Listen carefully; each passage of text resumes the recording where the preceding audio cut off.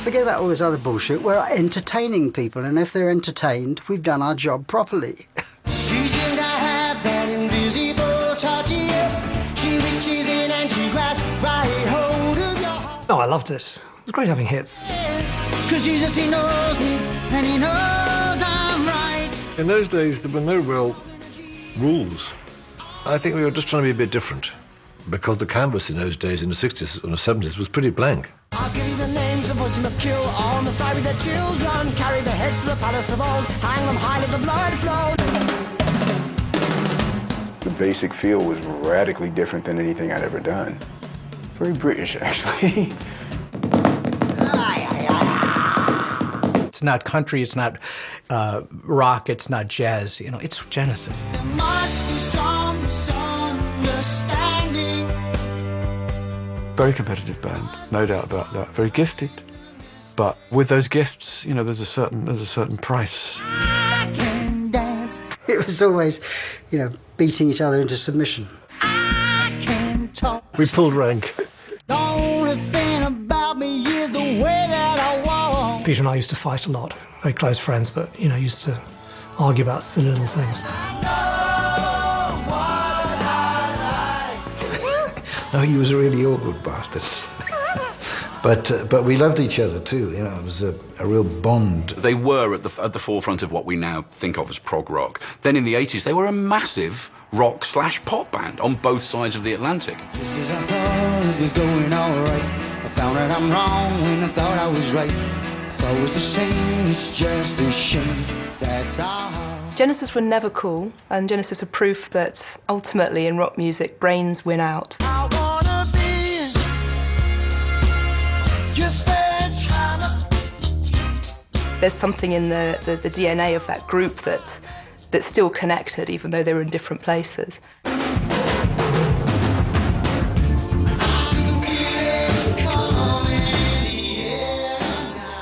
Whenever sort of Spinal Tap is on or something and you see these moments, you think, I've been in a band like that. That's Genesis. No, they don't think so.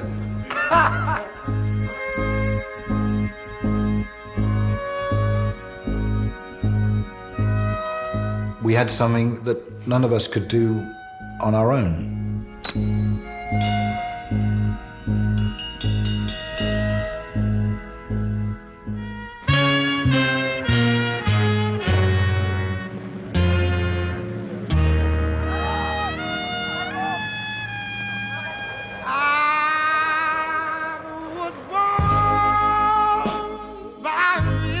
I was at school, and I remember exactly which room I was in, and I heard this thing coming out of the radio, and Otis Redding was my hero at that time, I think.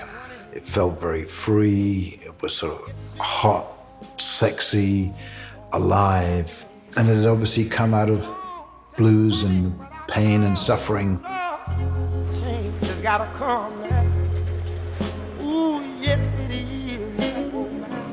The rigours of that school would have given them something to kick against. There was a revolutionary impulse within them, I think, which is that despite the constraints of that, you know, very traditional public school education, they thought, we want to make a living out of music. It was music that got them through their day. That's where Genesis developed this desire to create something that was elaborate and big and grand and sprawling, that kind of pushed those rigours out of their life. The demo session was Mike and I saying, Tony, will you come and help us with the keyboards? And he said, yeah, I'll do it if my mate Peter Gabriel can come along and sing one song. It was called She Is Beautiful to start with. I'm not sure what it ended up as. It was a lovely song. So we hustled our way into their session. She is beautiful, very beautiful. We'd done these demos, and it was OC's day, Old Carthusian Day. Jonathan King was spotted there. I was a successful pop star, the first act on the London Top of the Pops show. And of course, I went back to Charterhouse in glory in my little Austin Healey Sprite. And one of the kids at Charterhouse rushed up to me with a grubby cassette tape that I still have to this day and said, oh, this is the school group, listen to it. For them, you're just a product. For me, you're the one I love, baby.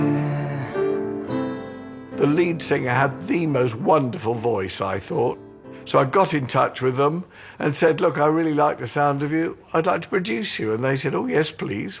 I gave them the name Genesis because that, to me, was the start of my production career. Vanity arrived with flame. We did an album with them from Genesis Revelation, which was just bought by us and our friends.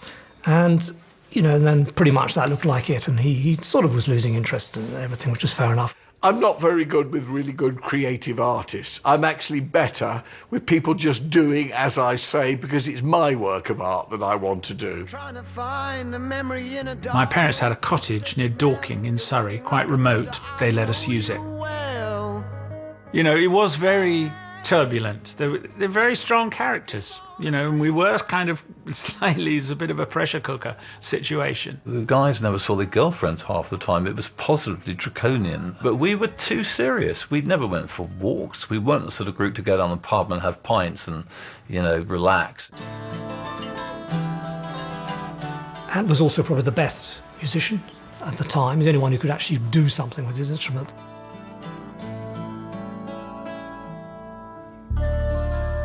And he kind of brought me on, really. He taught me some chords. Kind of early days in the writing sessions with Ant, it was 2 guitars. Ant and myself playing guitars, Tony keyboards, and Pete a bit of keyboards, you know, but more the vocals, really. Sneaking away from school to come to these hippie events to then be offered to perform in an Atomic Sunrise Festival that sounded, you know, like a thing we couldn't say no to. The Roundhouse was somewhere where, you know, concerts were not just concerts, they were happenings, you know, and it would be somewhere you'd go to commune with kindred spirits. People would sit and happily close their eyes and listen to songs that lasted 25 minutes. And Genesis, just at that time, fitted right in there. And I remember finding it all starting to get terribly tense, and I used to get me very frightened.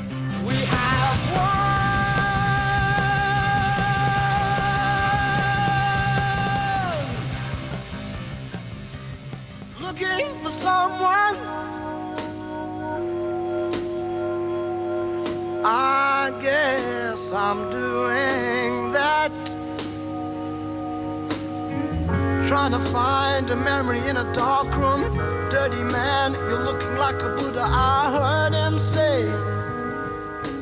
Yeah. The Atomic Sunrise Festival, I remember mainly for there being more people on stage than there were in the audience. Tony and I, particularly Tony, were both Bowie fans from very early on. Children of the summer's end, gathered in the dampened grass.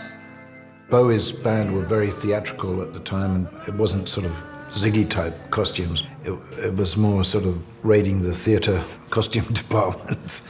Then, of course, came the first official, if you like, Genesis album with Trespass, where they were starting to get their proper sound together. It's not quite there, but you can hear the seeds of what they became within it. And it has famously the track, The Knife.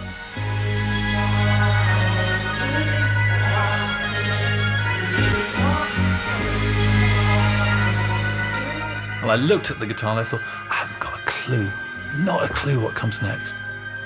And then I saw myself playing this thing, but it was really scary. I eventually just sort of went kablonk, really. I tried fighting through it, but I didn't make it. Well, Anthony Phillips was a fantastic musician, was very much part of the original collective. And when he left, it could have very easily have been the end of Genesis. We wouldn't be having this discussion because they did very seriously consider calling it a day. That was a very, very significant loss. I mean, Ant leaving was far and away the most significant moment in Genesis history. People don't quite realise how important a character he was. I would say he was very much the driving force. I felt it was the right thing to do. If I hadn't left, they may never have got Phil Collins. So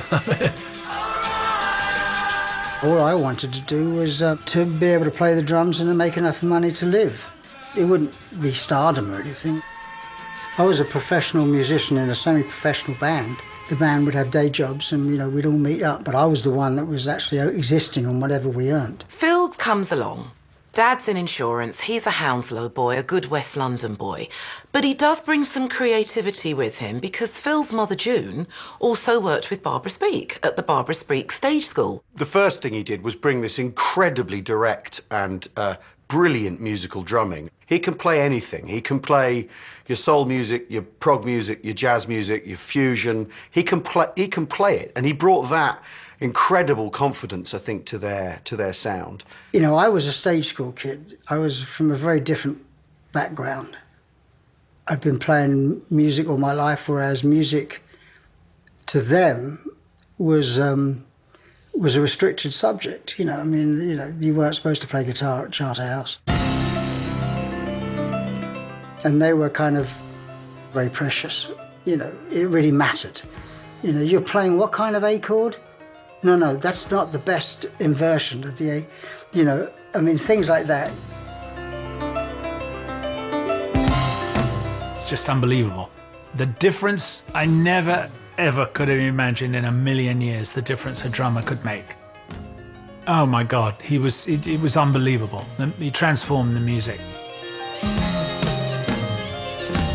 It was very apparent was that he was a really good drummer, you know, had a fantastic sense of rhythm and stuff, which we were all a bit stiff, you know.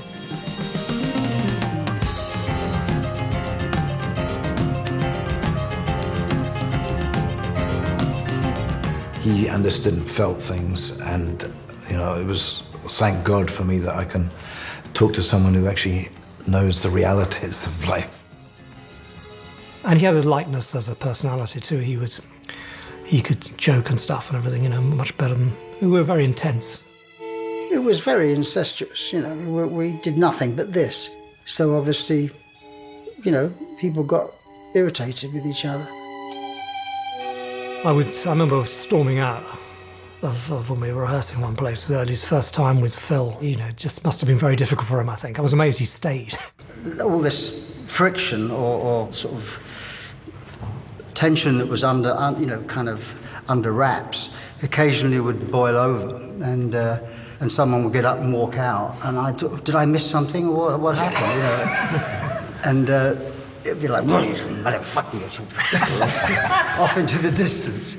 Because Phil felt like a professional who played with other musicians and was just getting on with the work, whereas we had all these intense, sort of dysfunctional family arguments going on. They discuss these things under the kind of a sort of stifling cloak of British reserve, which is very typical of the public school boy. And I imagine that the workings of that band were quite mystifying to Collins, but I imagine he was something of a breath of fresh air. It was always, you know, beating each other into submission.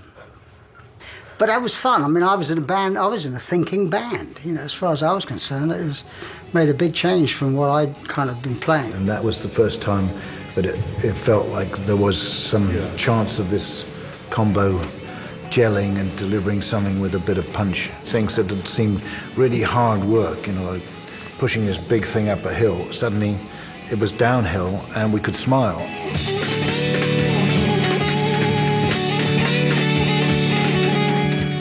When Steve Hackett joined, it was another kind of big moment in the Genesis story. Absolutely stunning musician. He could make a guitar sound like any instrument. It was really a little bit like being thrown in at the deep end. I mean, I'd really been a legend in my own bedroom at that point. I could play screaming solos very, very quietly on this little radio that served as an amp, and then suddenly to work with a band. We all met him at Tony's flat. And he was very dark, but he always gave the impression of being very serious, you know, with his black glasses, black hair. I sat down and played 3 different styles of things to them. And I remember Pete famously saying, I think we can use the first style, I'm not sure about the other 2. We liked his approach. He was a very accomplished guitarist without wanting to be a sort of a flash guitarist at all, you know, and he was interested in sort of combinations and all the rest of it.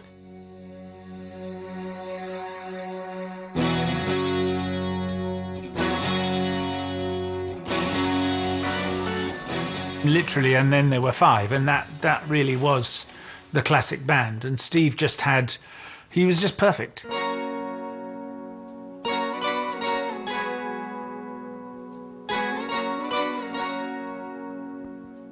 Nursery Crimes, when they began to get a few sniffs at what they were doing, it went into the, scraped into the top 40, and you can hear the sound coalescing, coming together there. At the time, of course, it was called progressive rock. Involved no limits, basically, no barriers. So they were testing the barriers, learning how far they could push this, and realizing that they could actually push it a lot further than 4x4 beat music.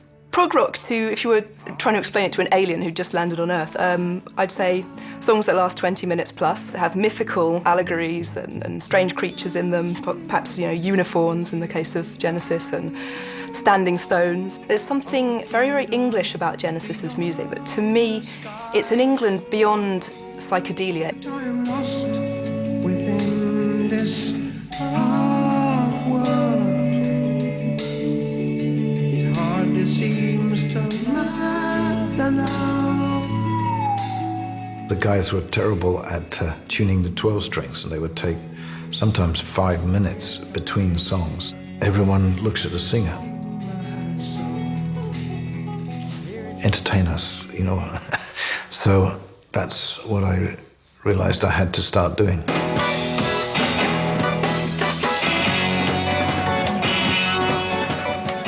He's not particularly at ease with an audience until he became someone else, The first time he ever wore a costume was obviously infamous time in Dublin in the boxing ring. He hadn't told us about it, which is just as well, because we've never let him do it.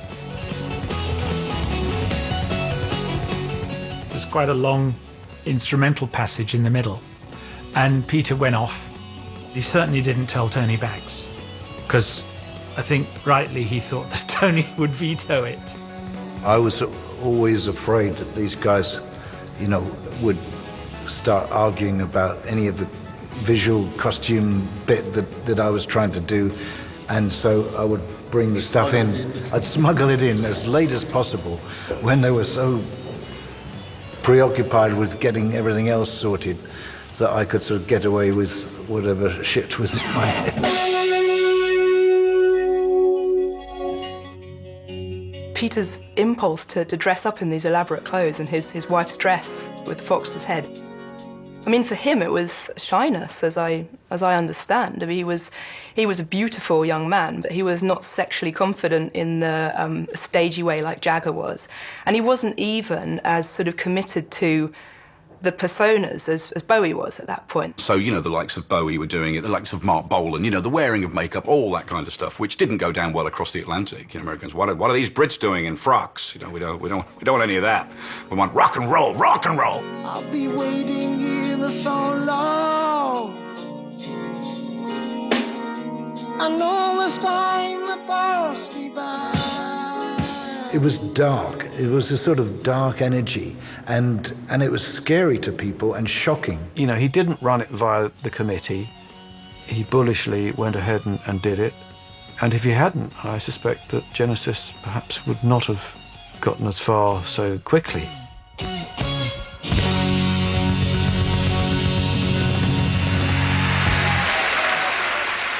Brought the house down. It put a naught on the end of our earnings. The costumes at that point were not intrusive. I mean, they kind of just seemed to be part of what Genesis were, and I was all for it. I am the voice of Britain before the Daily Express. My name is Britannia.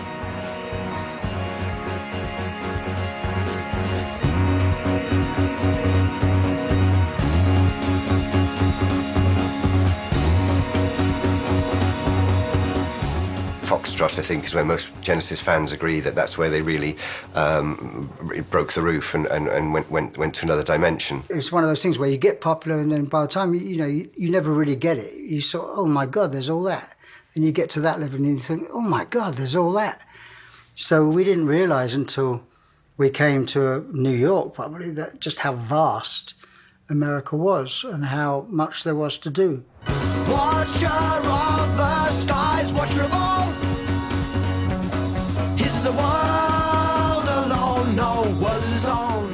American rock in the 70s was very, very American, and the British rock that they liked was working with American DNA. So they liked the Stones because it was blues. So So you had your Bob Seger and your Lynyrd Skynyrd, and then you had your art rock, your Iggy and Stooges and Velvet Underground. And in a way, it was a different language. This is quite a challenge, and we were not downhearted by this. You may be big over here, but over here you don't mean anything. This was America, This was the America that we'd all heard about and read about. Just to stay in a Holiday Inn, you thought, this is the Holiday Inn. This is a Holiday Inn. They're famous rock and roll hotels, People get banned from these. So it was all experience. And I can't remember ever feeling jaded by it or like depressed by it. It was like we were touring America. That's what you wanted to do.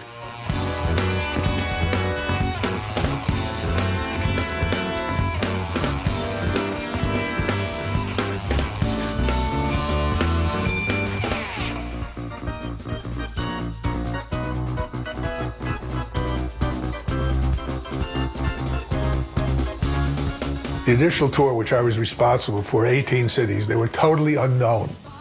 I essentially did something that I never did before. For Genesis, I had to lie. Everybody in your city knows about Genesis because of imports. Thousands are coming in daily and they're universally loved. And it's underground. You can't see it. I can see it, but you can't. But don't worry, they'll come.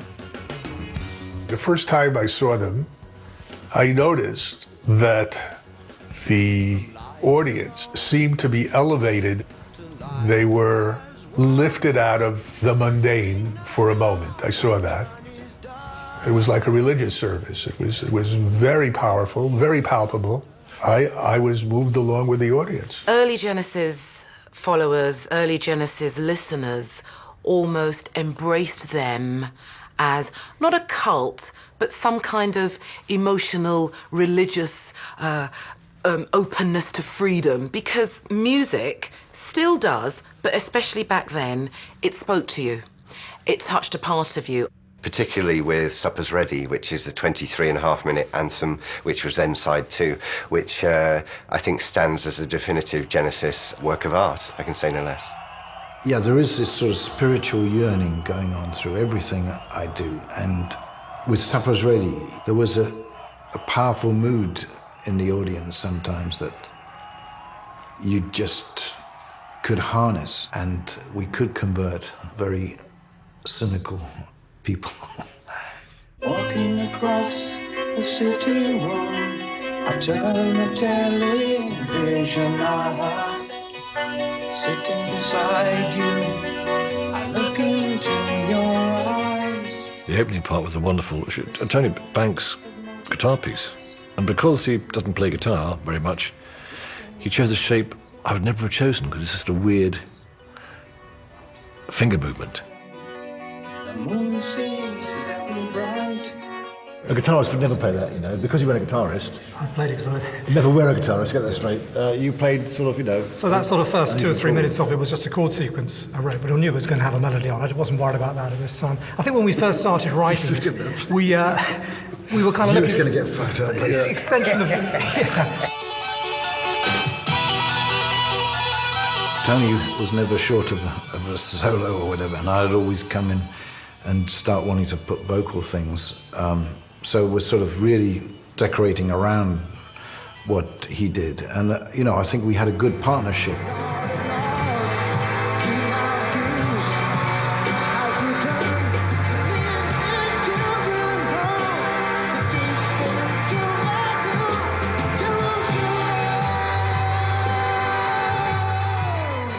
When I sang The New Jerusalem, I was absolutely singing from my gut. And I think people could feel that. Whether it was a sort of spiritual goal, destination, it's a powerful word. And then you have Blake's Jerusalem and that history as well. So there was all of that washed into it. I think when we got it right, we had something that none of us could do on our own, and there were different musical histories, merging together in a powerful way. Keep them straight shot. I know what I like, and I like what I know. Getting better in your wardrobe. For me, when Genesis actually found their feet was when the tunes started to become a little bit more robust. I mean, you can hear in Selling England by the Pound, I Know What I Like. That sounds like a good pop song. The structures are still proggy, they're still slightly overblown and long and mad in a sense. But the production is sharper. They needed to make themselves slightly more palatable to the layman rather than the prog fan, and it worked.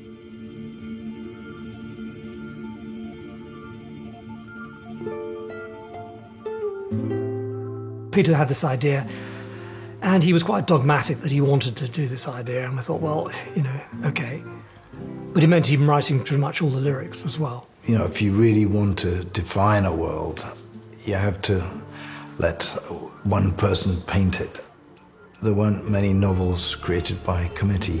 The Lamb Lies Down on Broadway was a complex beast in every way. It pretty much broke up the band in terms of Gabriel leaving. He said there were autobiographical elements in there, but then again there were bits of dreams and bits of surrealism. We all were enthralled to bands who could create a weirdness, an almost Monty Python-like side to music at that point. I remember thinking that the two were almost together at that point in late 60s, early 70s Britain. It's the one time Peter did all the words himself by sort of one song. Maybe it had to be that way, I think, actually. He couldn't have sort of shared the words in the same way, in my mind. I'm sure Banks disagrees, but I think he probably couldn't have done. I think that the prime venom was between Tony and I. It's a funny period for me. The Lamb was my least favourite period during the whole of the time with the group, basically because mainly the problems with Peter, I think, because we'd obviously been very close up to that point, and the sort of things were going a bit wrong and all the rest of it. And he just didn't like me getting away with too much, or getting into a controlling position. So there was, I think, wanting to keep check on my power as well. I wasn't really that excited by the story, I have to be honest about it. I never have been. And that kind of was what the whole thing was hanging on. I got sunshine in my stomach, like I just rocked my baby to sleep. Peter was, he was flashing back and forth. He had his birth of his daughter was fairly traumatic. So from his point of view, the writing was very slow. The problems with my daughter's birth and the fact she was in an incubator for a good amount of time, that was absolutely number one for me. There's nothing more important. And there was very little tolerance and understanding for that.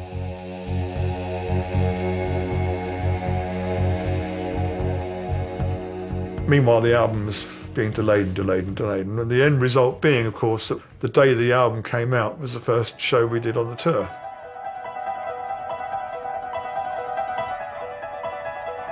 The Lamb Lies Down on Broadway, I think, was a massively brave album to make. Hugely ambitious. You can't fault a band for being ambitious. Prime example of what not to do is to go on tour with the new album not released and play the entire double album live. Now, that was a risk, bearing in mind this was a time they needed to be steadily building their American audience. They decided to produce this out-of-left-field concept album. Lies down.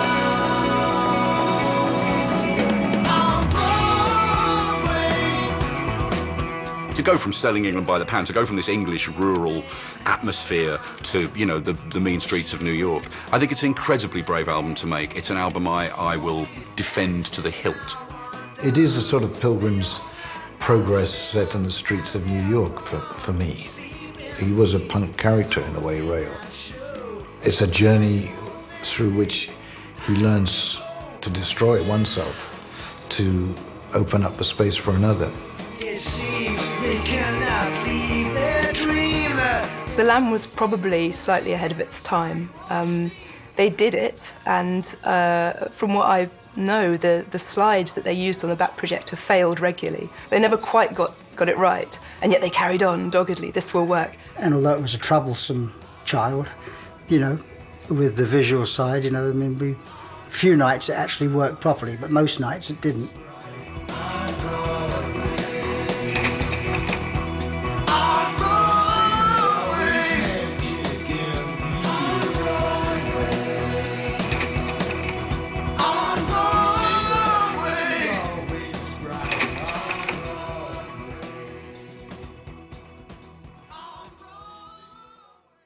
What I remember about the Lamb was smoking a little joint before I went on and putting headphones on and playing in my own little world.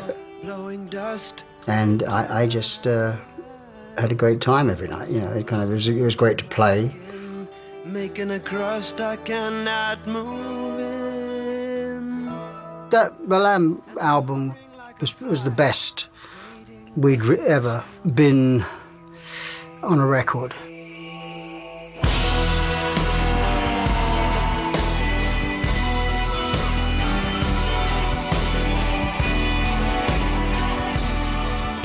It was such a multimedia event, The Lamb. The screens, Pete's costumes, the music. It was just an assault on the senses, I think.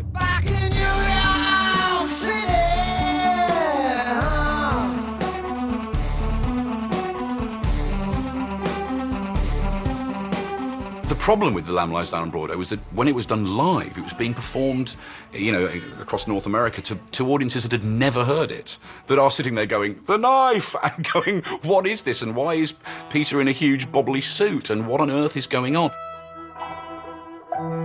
There was, with the Slipperman outfit, which had this sort of big head, I couldn't hold the mic properly in the head, and they didn't have these little radio mics then.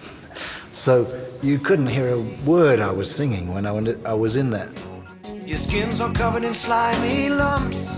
But in a way, you know, whenever sort of Spinal Tap is on or something and you see these moments, you think, I've been in a band like that, where the pod didn't open, you know? That's Genesis. My grip must be flipping, 'cause his handshake keeps... It was obviously becoming increasingly difficult. The whole way the band was perceived was getting difficult. It was seen very much as Peter and the band, you know, and that was kind of difficult for all the rest of us, because... I think it was creating some jealousies. Yeah, of course it was. You know, we were only in our early 20s, and it was a difficult time, that, you know. And certainly people would come in the dressing room in America. I remember the record company guys, the local guys and the promoters would come and say, "Hey, Pete, great show. When you put that mask on," they loved it. The kids loved it. You know, I'm exaggerating, but it would be that kind of thing. And it would be like, hello, you know, it's a band, you know, and the music was first. It was a very difficult time, but I still feel that, along with Supper's Ready, it's one of the things that I feel best about from my time with Genesis. We were in a hotel in Cleveland, and Peter came to my room and said, "Look, I can't do this anymore. I'm leaving at the end of the term." There's only one direction in the faces that I see. It's upward to... We had a very long conversation actually about it, but I knew that he was not going to come back. It was as simple as that, really. But we talked anyhow, really. This is the band, man. You know, what are you doing? It's felt a little bit cheated and let down by the fact that someone's going to leave. For him, one of the reasons, apart from family reasons and everything else, is something that I'm sure he'd felt he'd sort of got to a point that he'd sort of moved on, really. And then we kept it very quiet right to the end of the term. We didn't really make any announcements until the end of the term. I felt desperate to tell the audience that I was going, and it felt like I was betraying the people who were paying to see us, that I couldn't be myself and be real and be honest and tell them what I was feeling. We all got quite emotional the last show. It was like talking about someone dying, I suppose, but I mean, no one had prepared themselves for this. I've been waiting for so long, and all this time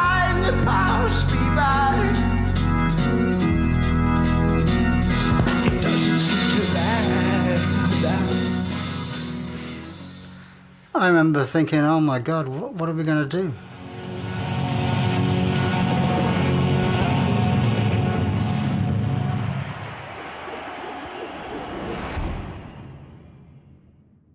The British press certainly sort of started to write Genesis's obituary when Peter left. We knew we were going to carry on. So I said, let's just do the whole thing instrumentally, you know. And it was like a cartoon. It was like, well, let's just do the whole thing instrumentally. Shut up. You know, are you mad? Are you crazy? We write songs. They need to be sung. Now just shut up. Yeah, that's the way I felt it was. Sorry. Just suggestion.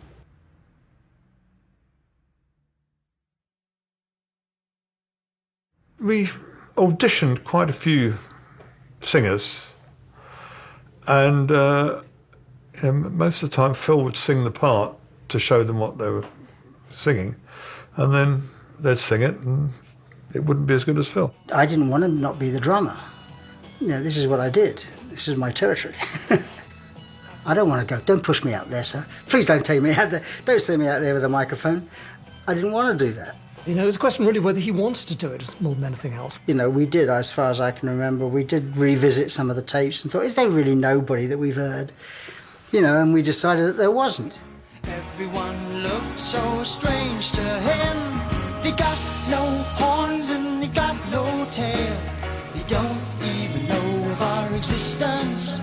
Am I wrong to believe in a city of gold that lies in the deep distance? They cried and wept as they led him away to a cave. I think the big question mark was whether he could cut it on the sort of the more rock, out-and-out rock stuff, whether his voice was big enough.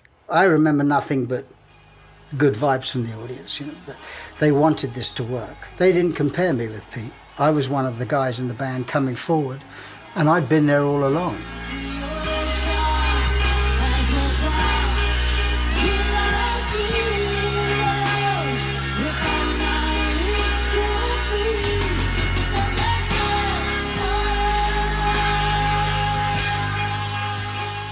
I think I had more confidence in the band being able to be successful than they did initially. Last May, the lead vocalist of the British progressive rock group Genesis left the group. Now, when this happens, the group either breaks up or dies a very slow death. But because of the versatility of each individual in Genesis, they're doing very well. Matter of fact, they seem to be doing better than ever before. I believe it was your quote. I'm going to not give it verbatim, that it was like a very big load off everybody when he finally did leave. Is that true? Yeah, I mean, now it's paying off in a way. I mean, one feels better about it because you've come out from an underdog situation. The sad thing is that when someone leaves, like Anthony and Peter, there's a sadness because you know you'll never be as close again. You know, you stay in touch and you see, but you lose that bond of sharing things that I've had with Tony and Phil for the last way too many years.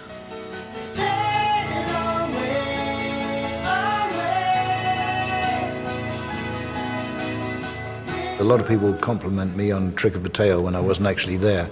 So it's... reflected glory. One of the finest moments. The band were much more successful without me than they were with me.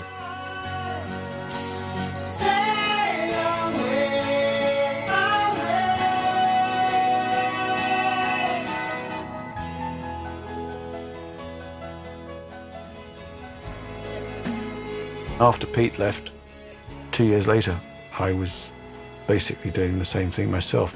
I feel uncomfortable talking about it even now. I feel, you know, if I reveal too much, it's a man ratting on the regiment. I'm very grateful to the regiment for everything it gave me.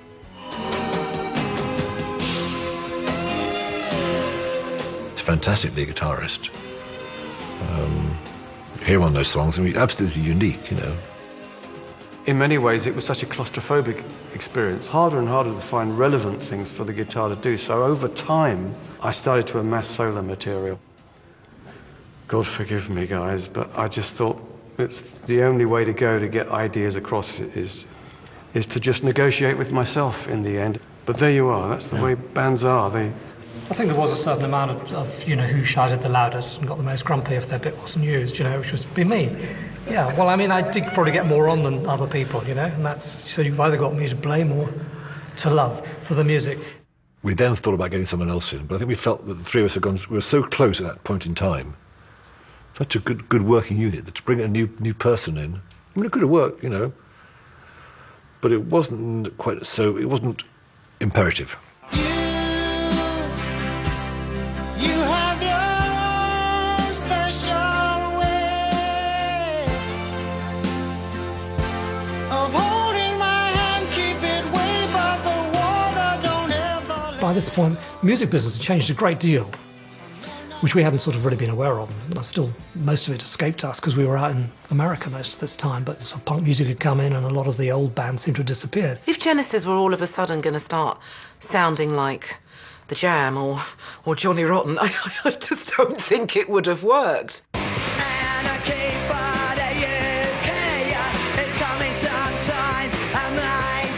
I mean, the sound of the Sex Pistols, I thought they had a fantastic sound.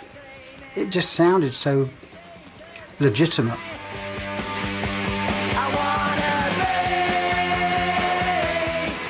So I kind of liked it, and then I realised that we were the enemy. You know, we were the people that they were trying to get rid of. We sort of seemed to go through it regardless. In fact, we were lucky in the sense that all the opposition had kind of been killed off. After Peter left, of course, Phil came into his own and the hits started coming. Somehow, almost by chance, Genesis redefined their sound, went for more compressed, shorter numbers, less florid sound, and sort of almost by chance started to have hit singles. We were lucky with them then. There were three, which proved to be our most accessible album at the time. Follow You, Follow Me actually being a single hit, first hit we really had, you know. Stay with me, my love. Follow You, Follow Me must have just been an interesting exercise for the band. You know, they probably set out and thought, right, how do we write a hit? And suddenly, a band that was probably a predominantly male chin-stroking audience was being played at the slow dance at the end of the Friday night disco. Actually, Mike was the first one to really write the love lyric, which was Follow You, Follow Me, which doubled our audience overnight. Suddenly we were more female-friendly. Along with you, I will follow you. Will you follow me? All the days and nights that we know will be. I will stay with you. Will you stay with me? Just one single tear in each. I had never met Chester, you know. I'd seen him play with Weather Report, and there was a track that I really liked when he played with Zappa, the Live at the Roxy album, and him and another drummer. I just liked just playing on this one track. And so I called him and I said, do you want to join the band? He said, well, yeah. And I was saying, man, I'm going over to the rehearsals with this band Genesis, and he gets this worried look on his face. He says, man, are you gonna have to wear costumes? And I thought, uh-oh, what am I getting into here?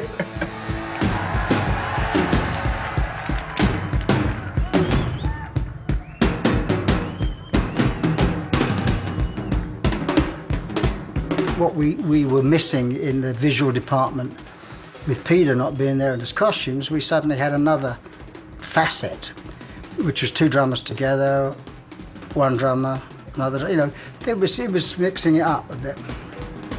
I think we traded off quite a lot, actually.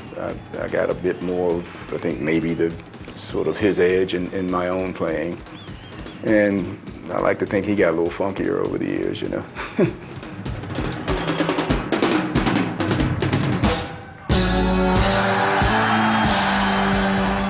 When I saw that Chester was going to join, I thought, that's going to be a pretty nice band to be in. Daryl can play anything, you know, he's an incredibly versatile musician and brilliant musician. You can do the B flat diminished and that will go back into the G as a sort of bit of we have to get the end of Fifth Fifth. I mean, we're going to leave that till another point. So he has to sort of fit into a certain style for the piece, you know. And when we wrote Fifth Fifth, you know, and Steve obviously played the guitar solo on that, he was quite a stiff player, particularly in those days. It's a certain kind of effect. I mean, it's very much a melodic line you're playing with Firth the Fifth, the main guitar solo, and then you improvise a little bit around it.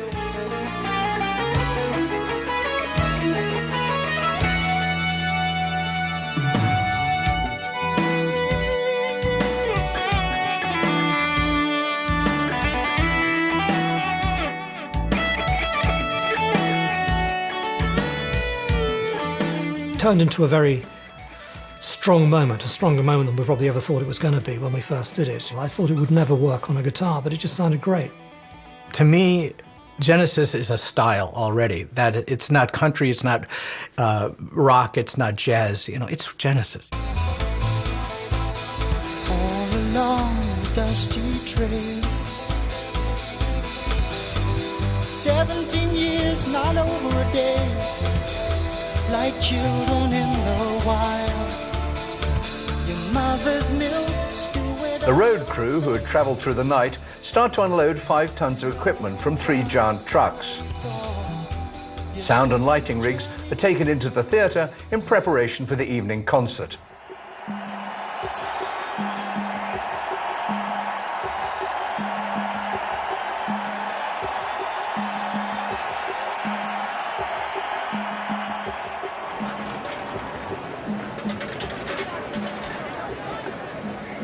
Come here so early as to meet the band. Get the autographs. Yes, get the autographs. Got quite a few. You can tell who the real fans are. What's it? Okay, cheers. Yeah, I think Genesis, we cover a wide range of musical taste. The earlier material as well. Which will appeal to far more people than, say, just heavy metal bands. Genesis appeals to basically everyone. What about your mates? I get a lot of slagging off because of Genesis. They're not a Vogue band to like. I have no idea what it's all about when people say, I listen to Genesis, but don't tell anyone. What is it all about? I mean, I really don't know. It's melodic, it's unoffensive, it's just good music. I don't know why there's a stigma about Genesis, but I'm happy to say that I'm out. I'm proud. I'm not afraid to, if someone's... I mean, I haven't had to sit my family down over a Sunday lunch and say, I have something to tell you all, I'm a Genesis fan. But I don't mind being... I don't mind the brickbats that come with it. It's a bit of a mystery. I don't know what the problem is. It's an entrenched view in British rock appreciation that when the hits start coming, the band's gone off the boil.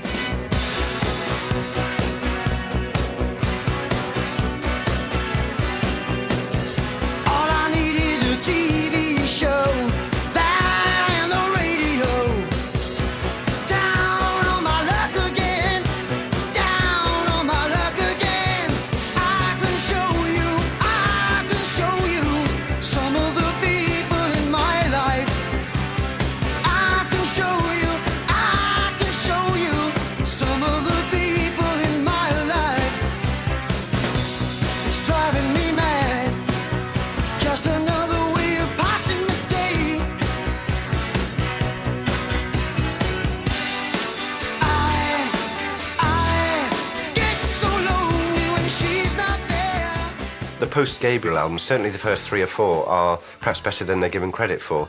And then by the time of Duke, they were starting to get the next level of sound, which is more stadium-friendly. When we did Duke, which is probably my favourite album in many ways, my personal favourite track on the album, which is also one that I suppose is short, although it's quite long, is Duchess, which sort of starts kind of very, in a very sort of loose kind of way and then builds to a very concise pop song and then goes meandering again at the end.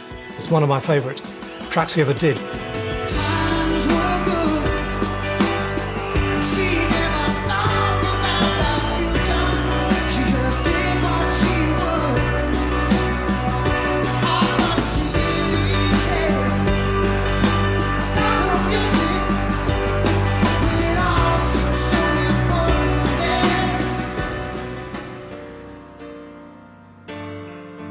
When my marriage broke up, I had an empty house. I just used to go down the pub, and I kind of lived there. It became my social life. And I would go home and I'd start thrashing around on a piano and start writing songs. Some of them were pretty sad. Oh, I cry a bit, I don't sleep too good, but I'm fine. Please Don't Ask was probably the most personal song I'd ever written. And this was me really bearing my soul, if you like.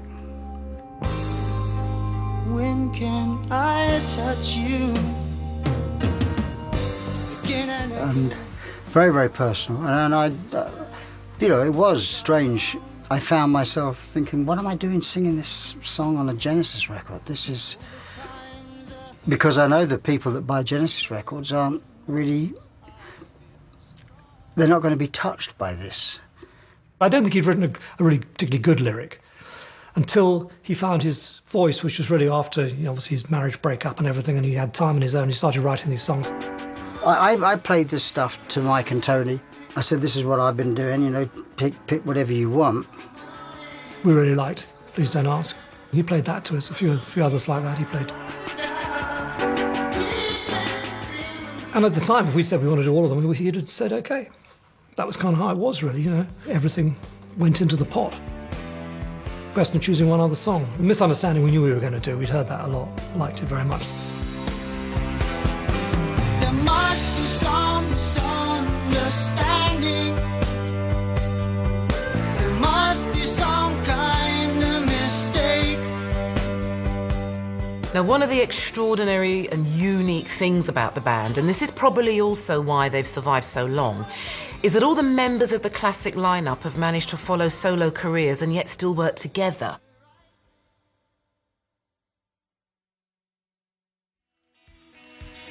I think the thing that's always overlooked is what an amazing singer Gabriel was and is. His voice was always incredibly special. His first album, the first Peter Gabriel album, was really interesting.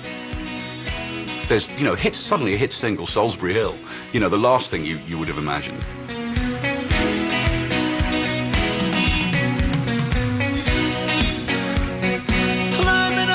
Salisbury Hill, I could see the city light. Wind was blowing, time stood still.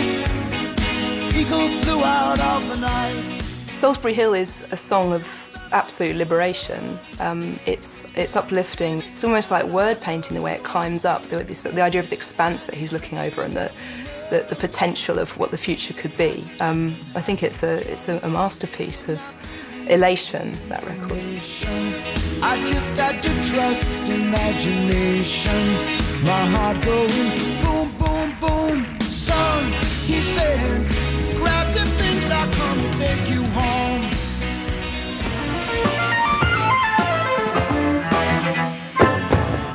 Hello, Peter Gabriel made his name in the rock world in the early 70s as a singer, songwriter, and often wildly theatrical performer with the rock band Genesis. He left them in 1975. And since then, he's built a new reputation as a thoughtful solo artist who takes immense care in writing and producing his own material. His highly acclaimed third album placed him at the forefront of one of the most significant recent developments in rock, the increasing use of synthesizers and sophisticated electronic technology. Hans plays with Lottie, Lottie plays with Jane, Jane plays with Willie. Peter didn't have a band around the time of the third album. And so I said, well, I'm doing nothing, because I'd been through my great sorrow. So I volunteered my services as a drummer. And Peter said, I don't want any cymbals. I don't want any cymbals on this. And for a drummer, that was, that was big deal. Oh, hang on, what's this hand supposed to do? So we set up the drums so that there was a drum instead of a cymbal in that particular position in case I had the urge. It was like...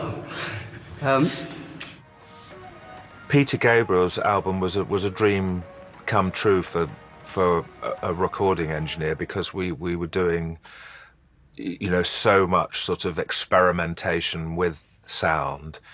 Just the wind on the pipe is quite nice. Yeah. It was just great fun, So this is Intruder, and it starts off with the drum pattern. I asked Phil to do a really simple pattern there, and it just sounded like the future of drums. I was so blown away that I wanted to strip everything back off the track and have this be the absolute center of it. Mr. Patcham, putting up the microphones on the drums. Because Hugh Padgham was the engineer, the man with the hands-on, that's the reason why I befriended him and thought he'd be the man to make my first album. And I think all creative people are, in the end, just like dogs in the park. You sniff something interesting and you try and jump on it. And when, you know, we've always been like that, I think. You know, it's... You can always tell where we've been sniffing. Yeah. At a very early stage, I established a principle that the solo careers and the Genesis career were always maintained as very separate things. We never mixed them. There was never a time when we said, oh, let's do a Phil Collins song on a Genesis show, or vice versa. I always kept the two things very separate. I think Phil went off to do his own thing because it was very clear that that career was there for him. He was probably the last of the band to make a solo album. I mean, actually, they had all gone off and done other things. He just went off and did it rather more publicly because he was a huge success, that's it. I can feel it coming in the air tonight. Oh, Lord. And I've been waiting for this moment for all my life. Oh, Lord. Can you feel it coming in the air tonight? I think it's probably a very good thing we didn't do it. If Genesis had done it, I think we'd have complicated it up. But of course, that's its whole charm. It's what works about it, is the fact it is so repetitive.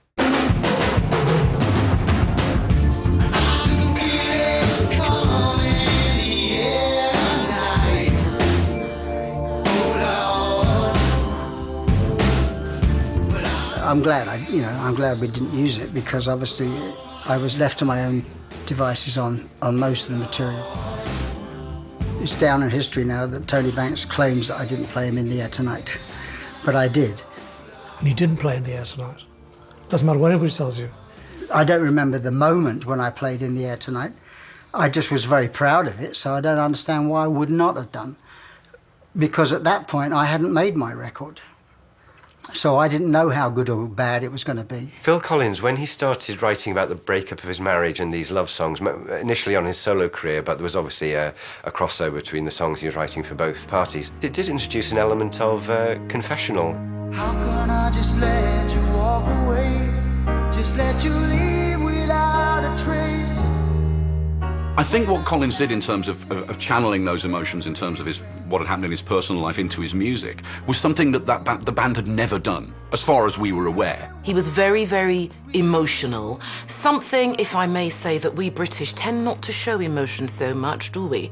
You know, the old stiff upper lip. In a way, he's the master of the rom-com romance, isn't he? These are extremely emotional songs. All through the 80s growing up, I thought of him as the guy playing the piano with the pot of paint on it, you know, the sort of the heartbreaking, plaintive ballads. Now take a look at me now, 'cause there's just an empty space. But to wait for you is all I can do, and that's what I've got to face. Take a good look at me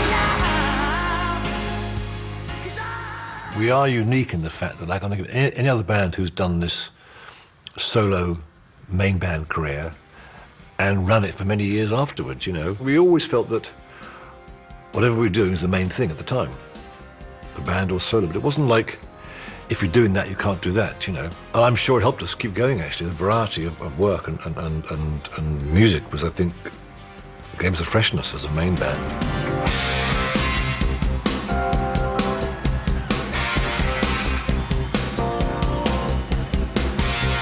Look up on the wall, there on the floor, under the pillow, behind the door. I know people who picked up on us and say Abacab or something and think that's the best album, you know. We always like to throw in a bit more sort of thinking kind of music in there. Did long songs and tried to do a few things that were slightly more, you know, slightly less predictable, if you like. I didn't do it. I didn't do it. I didn't do it. God, honest, I didn't do it. I didn't do it. Another record that was really big at the time was Grandmaster Flash, and it was called The Message, and it had this sort of sort of laugh in it. Don't push me, 'cause I'm close to the edge. I'm trying not to lose my head. And we all thought, that's fantastic, you know. Let's laugh. I mean, what a fantastic idea to have on a record, a laugh, you know. I mean, not since The Laughing Policeman was there such a laugh on a record. And I just started going, ha ha ha, ha ha ha.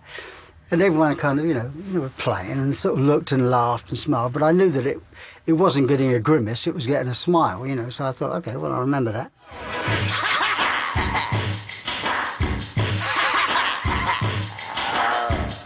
And the lyrics of Mama were improvised. I was that's my kind of Lennon sort of influenced, you know, kind of with the echo, bebop, it was just kind of compression. It sounded a little like Lennon. So, I can see you, Mama. You had to sort of sneer a bit when you're singing it. I can see you, Mama, but I can hardly wait. But I can hardly wait. Oh, to touch. In all the years, nobody ever asked why the laugh. Because I thought that people would be surprised, you know. Genesis, Grandmaster Flash. Surely not.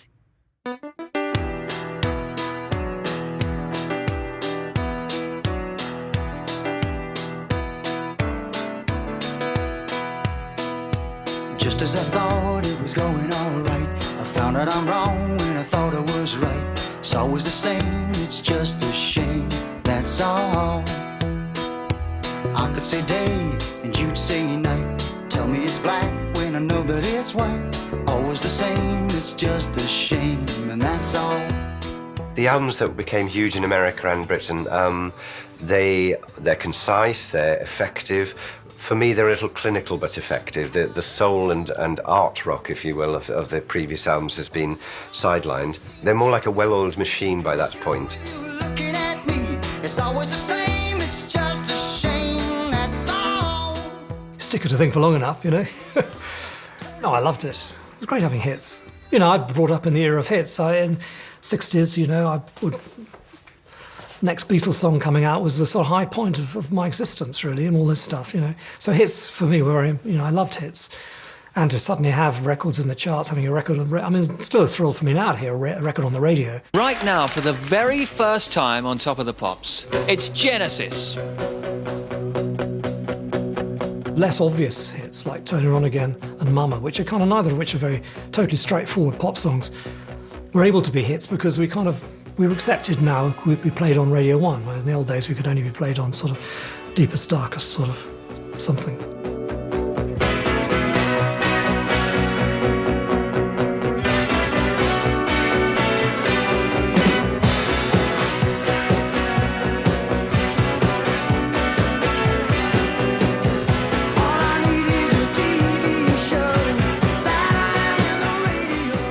Hi, I'm Phil Collins. I'm Matt Rutherford. And I'm Tony Banks. Of Genesis. And you're watching MTV, the world's first all-day, all-night video music channel. In stereo. This MTV thing meant that a hit song was so high profile. It was on every bar, every restaurant all around the world.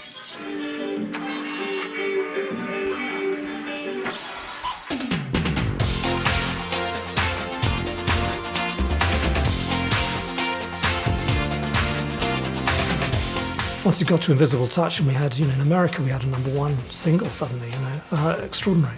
And, you know, half a dozen songs off that album was the way America calculated charts, was on radio play as much as on sales, and we were played everywhere. So we had all these songs or hits. Come on, baby, give me all you got. Now I know. Right now, ladies and gentlemen, Genesis. Genesis. The almost all Genesis weekend. Start by casting your vote in the next round of the Friday night video fight. She seems to have an invisible touch. She reaches in and grabs right hold of your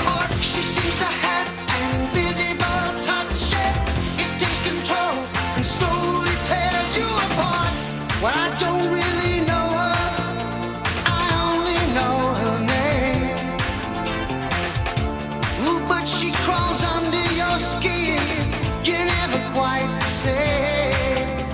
And now I know she's got something you just can't trust, and it's something mysterious. And now it seems I'm falling for her. I wanna be your sledgehammer. Why don't you call my name? You better call the sledgehammer.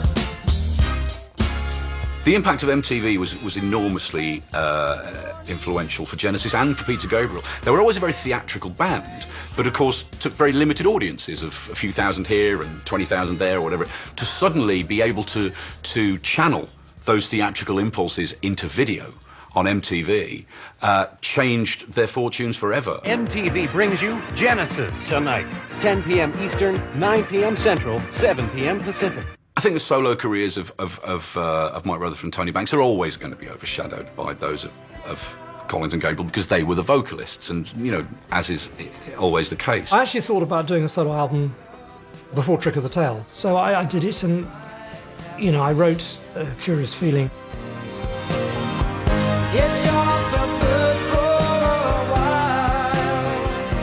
I was obviously hoping for more success than it had, I have to be honest about it, really, but it did make the top 20, so, you know, can't be too bad.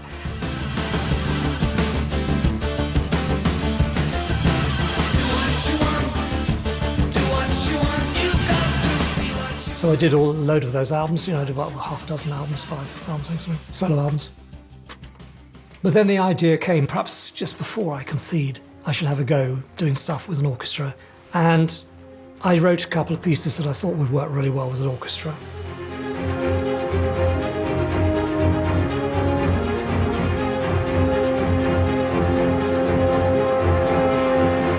And, you know, I actually got some quite good reviews from the classical people, even, you know. I mean, most of them sort of, you know, I want to know about rock guys doing classical music is somehow beyond the pale, but it was, got some good reviews, actually sold quite well, far better than anything I'd done before.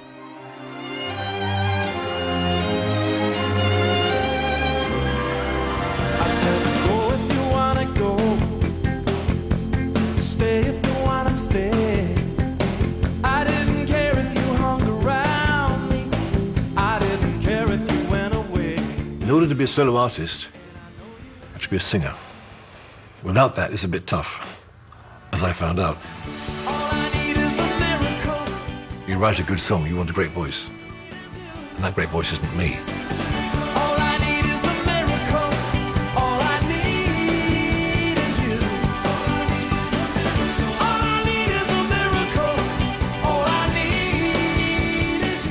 The fastest rising hit in Britain and the States, written by Scotland's B.A. Robertson and Mike Rutherford of Genesis. It's called The Living Years, from Mike and the Mechanics.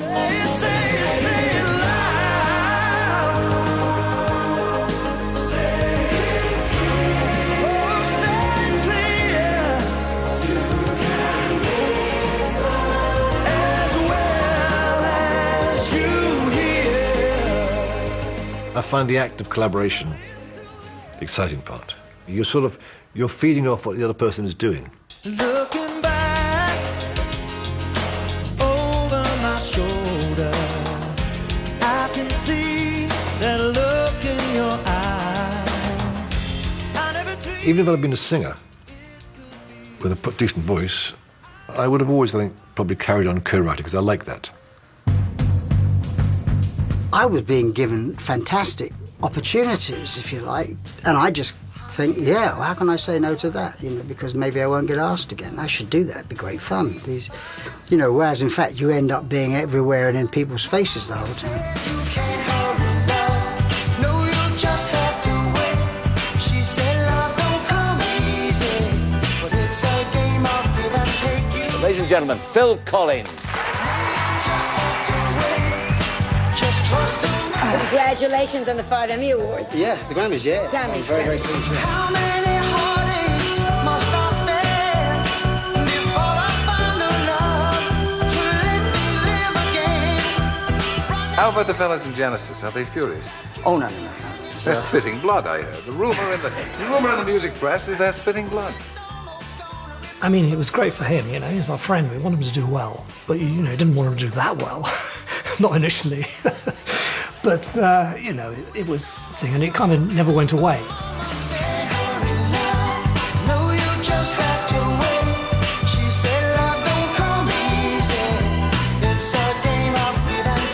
He was ubiquitous for about 15 years, you know, you couldn't get away from him. It was a nightmare.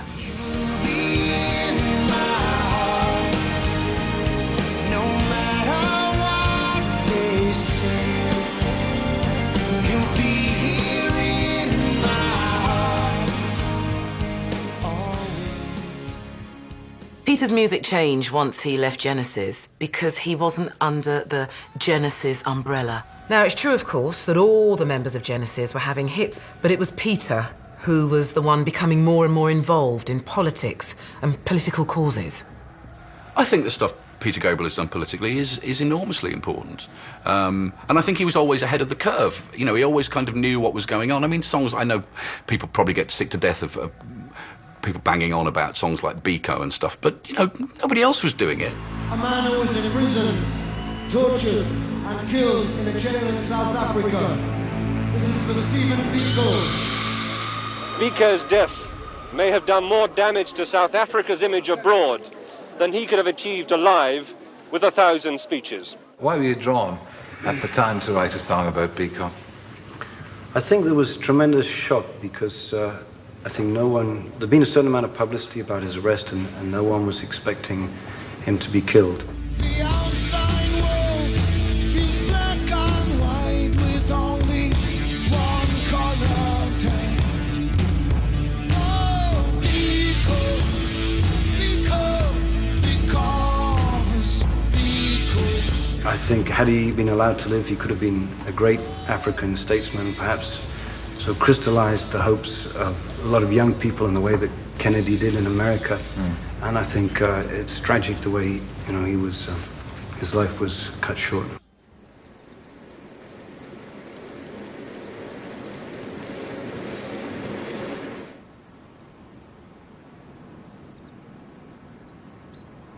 We dreamt of having our own studio for years, you know, because going to these holes in the ground in sort of, first of all in London and stuff, we just thought it'd be so nice. Then you could actually sort of write and record in the same place. We know time pressures.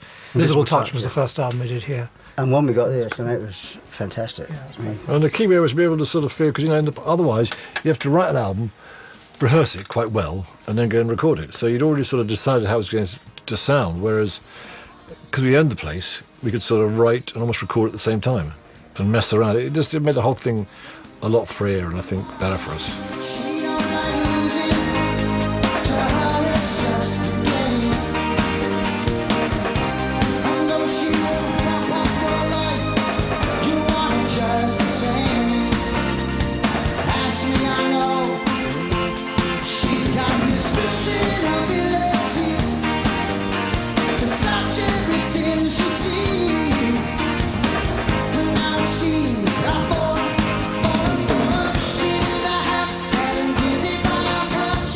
I think all the other albums at that time were, to a certain extent, treading water.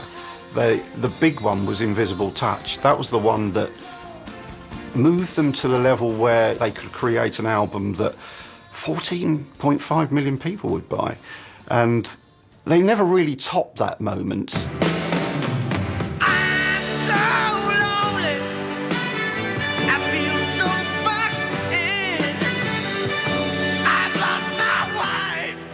I've become one of the people of the 80s that was one of the reasons why people didn't like it.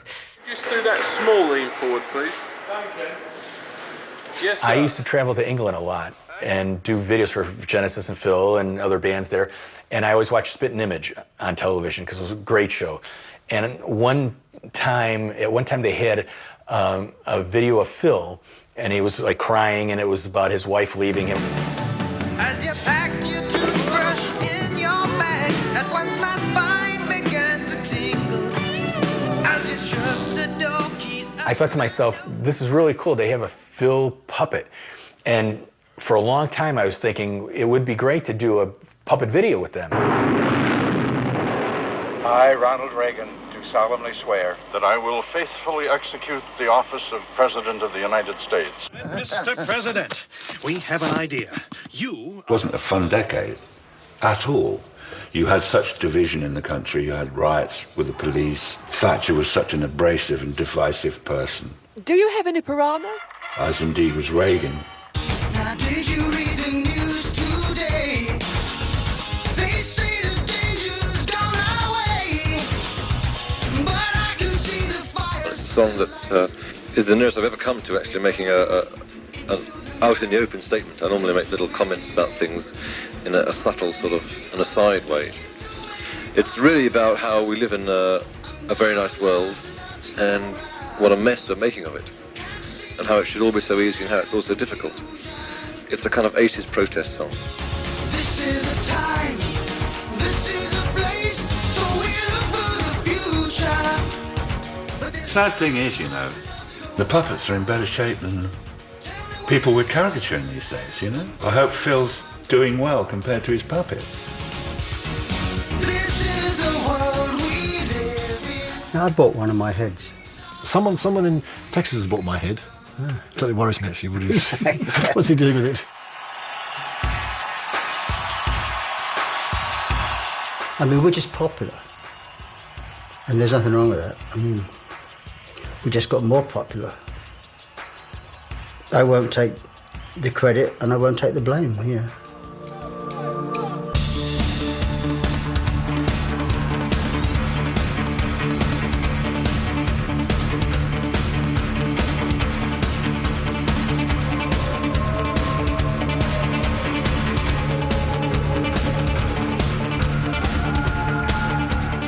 With MTV and videos, a hit single overshadowed the whole album. And people started sort of saying, well, you know, you stopped doing long songs. We never did, really. You know, every album had a sort of 15-minute song in it till the very end. But they're album tracks, and so they went on the television, they went on the radio, but live they were a big part of the set.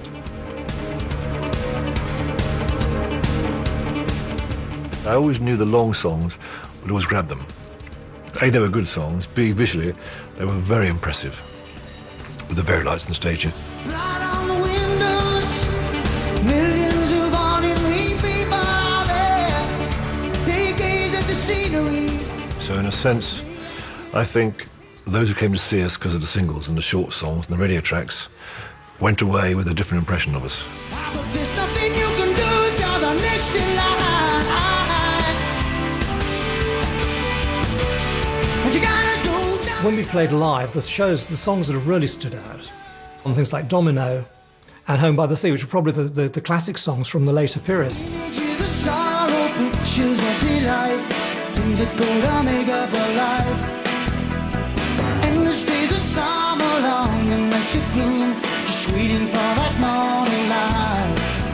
Well, neither of those were singles or even any attempt at being a single, and yet they worked so well live, you could really build to a climax with both those songs. Help us someone, let us out of here. Just living here so long undisturbed, dreaming of the time we were free. So many years ago, before the time when we first heard, welcome to the home by the sea. It was extraordinary, really, and you knew it couldn't last, actually.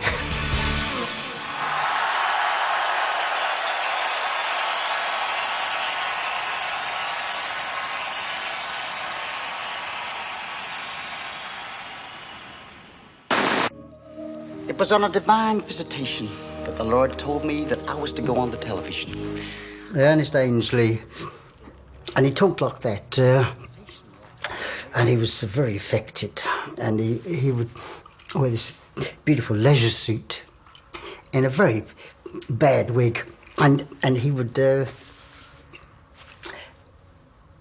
out of the screen, you devil, you know, it was like awful stuff. I mean, it was very, you know, Bible Belt eccentric. You see the face on the TV screen, coming at you every Sunday. See the face on the billboard, well, that man is me.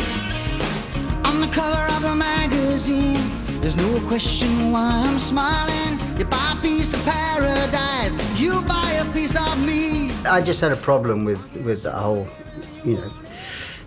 TV evangelists. I mean, when I was growing up, there was Billy Graham, and that was it.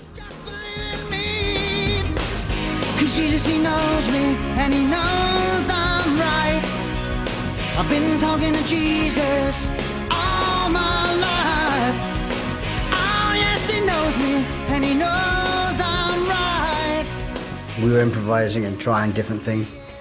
And eventually, when I was singing, I'd sing, Jesus, he knows me. And I don't know if Tony and Mike were really kind of hearing it. I don't think they were too sure about the lyric until I, finished it.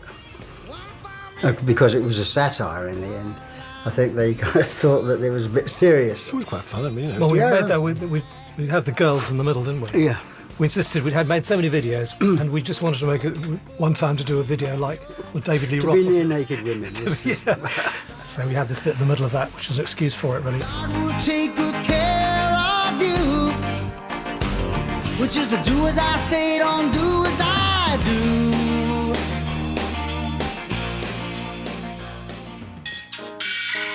Tony grooving on this road here, which sounds great. I can't remember quite when we started writing We Can't Dance, but it was done in a pretty, once we started, we kept going till we finished it. It didn't take a ridiculous amount of time to write We Can't Dance. I can dance, I can sing. But I wrote a lot of lyrics on We Can't Dance. And I think I was allowed to do that. I still played third in line. There's less lyrics to write, Somewhere in there, I feel rather than come back to a vocal, I don't know where, but If you don't want me to sing, George, I won't sing. you could do. If you want me to sing, I'll sing. If you don't want me to sing, I won't sing. It's still the new boy, even now. It's kind of amazing, isn't it?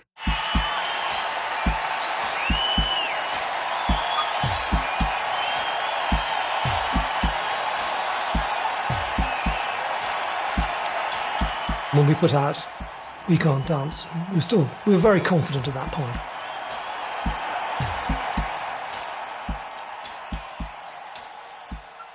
The line, something about the way we walk, that I thought was the sort of funniest line in it. So the feeling I had was we should do the choruses with a silly walk. Now, the silly walk was his. He'd have this walk around, which apparently used to at stage school or something. People Yeah, when I was at drama school wasn't that good? You could always tell the people that really shouldn't be doing dancing, because they did the same foot, the same hand, and it just always struck me as funny that.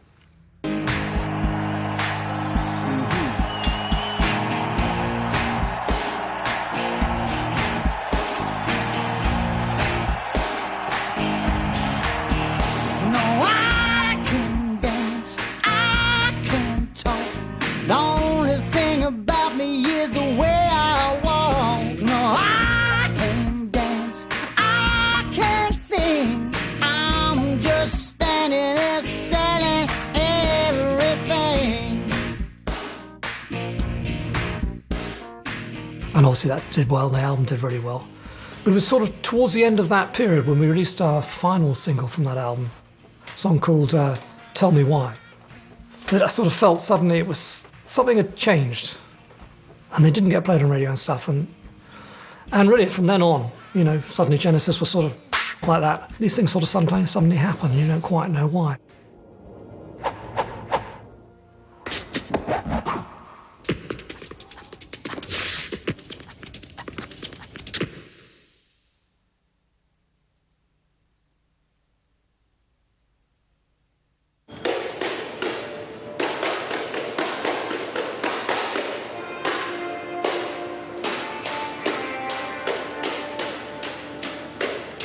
I think the fans thought that they'd seen the last of Genesis, so it came as a real joyous surprise when they announced that they were getting back together for a final tour in 2006. Certainly was a surprise to me. I think it is the fact that regardless of your age, race, genre, colour, everybody loves a little bit of Genesis.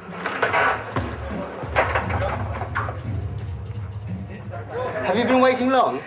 We've been waiting for you. 15 years. Darling. They're a band that's managed to straddle so many different phases in the history of British rock music, and they're still around. They were sensible enough to realise that what they had was worth more than the parts. You know, a couple of old songs in their entirety. Well, just try a few and see what happens. People will investigate that back catalogue and really realise that there really is some wonderful, artistic, intelligent stuff in there, which is exactly what we're always crying out for. We're always moaning, where is the art, where is the intelligence, where is the ambition in today's simplistic music? Well, it's there. Crying at the top of my voice, crying at the... I think the secret to Genesis' longevity is that they are the progressive rock band who progressed. And progressive rock bands, according to their fans, are supposed to stop about 2 albums into progressing and progress no more. And that's why they've survived. They're great musicians, great writers of music, great lyricists. And I love the fact that they also expand and explore with other musicians. They have straddled so many periods. They have been hugely successful within prog rock in the 70s, as a pop and rock band in the 80s. Gabriel's had a solo career that spanned, decades. I think they will be remembered because they've written great songs and they are great musicians. And at the end of the day, that's what's important. Now need I say I love you? Need I say I care? Need I say that emotions are something we don't share? But I don't want... I think it's very flattering, to be part of something that people call the soundtrack of their lives. But they say, like I grew up with your music. And so therefore, you're pretty special to me. And that's like, it's what I mean, that's fantastic for someone that writes. I mean, that kind of almost negates all the negative stuff. I can see the future. You can't keep doing exactly the same thing forever and ever, I don't think. And I think the reason we last so long is that those changes gave us a chance to actually be a bit different each time. We're throwing it all away, throwing it all away. We just carried on doing what we'd always done. We just used to write. We probably got better at doing the shorter stuff, there's no doubt about that. We always like to throw in a bit more sort of thinking kind of music in there. Did long songs and tried to do a few things that were slightly more, slightly less predictable, if you like. But I mean, it's a very difficult thing to know. You just do what you want at the time with the particular combination of people you've got.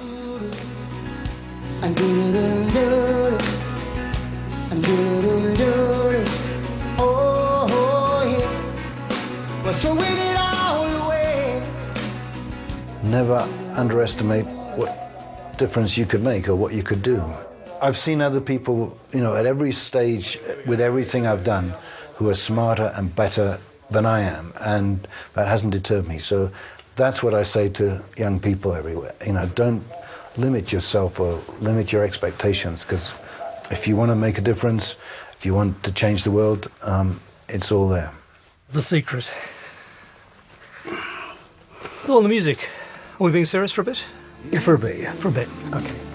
Carpet crawlers, heed their callers. We've gotta get in to get out. We've gotta get in to get out. We've gotta get in.